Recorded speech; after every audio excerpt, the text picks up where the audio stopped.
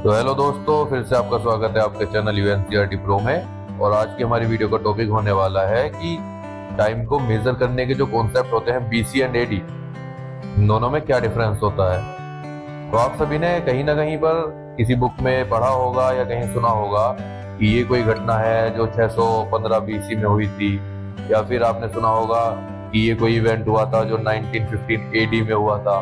तो हम टाइम को इन दो कॉन्सेप्ट्स के अकॉर्डिंग मेंशन करते हैं या समझते हैं। तो इनके बीच में एक काफी मेजर डिफरेंस है जो कि हम लोग शायद नहीं जानते या फिर कभी उस पर गौर नहीं करते, लेकिन कंफ्यूजन हम सभी को कभी ना कभी रहता है इससे रिलेटेड क्या है कि इन दोनों में डिफरेंस आखिर है क्या। तो ज्यादा देर ना करते हुए चलिए बात को आगे बढ़ाते हैं और इसको समझते हैं कि ये कॉन्सेप्ट कहाँ से आया और इसके पीछे क्या रूट्स हैं। तो अगर बात करते हैं बीसी की, तो बीसी की जो फुल फॉर्म होती है वो नॉर्मली तो कही जाती है बिफोर क्राइस्ट, लेकिन हिस्ट्री में जब मेंशन किया जाता है इसको तो इसको बीसी की जगह बीसीई मेंशन करा जाता है, और जिसकी फुल फॉर्म होती है बिफोर कॉमन एरा। यानी कि आज के समय में जो टाइम चल रहा है उसको बोलते हैं सीई यानी कॉमन एरा, और इसी को एडी भी बोलते हैं। और बीसीई का मतलब होता है बिफोर कॉमन एरा। तो इसको मेजर किया जाता है before the birth of Christ. जी, जिस साल जीसस क्राइस्ट पैदा हुए थे उस साल को कंसीडर किया जाता है एज ईयर 0, और टाइम को वहीं से मेजर किया जाता है ग्रेगोरियन कैलेंडर में भी।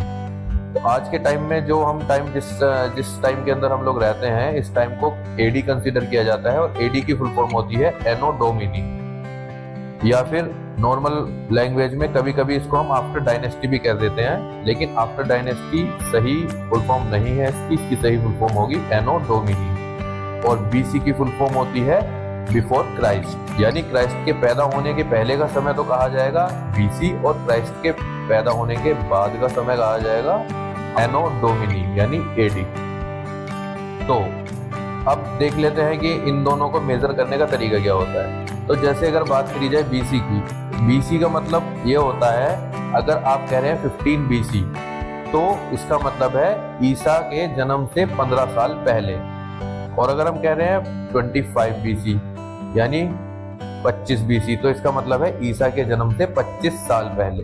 तो बीसी में टाइम का क्या कॉन्सेप्ट होता है कि नंबर जितना बड़ा होता है, ईयर जितना बड़ा होता है, वो बात उतनी ही पुरानी होती है, उतने ही पहले की होती है। और एनो डोमिनी यानी एडी में जो कॉन्सेप्ट होता है उसमें नंबर जितना बड़ा होता है बात उतनी ही नई होती है।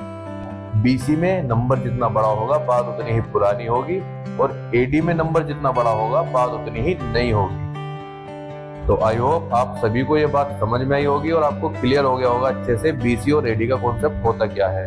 और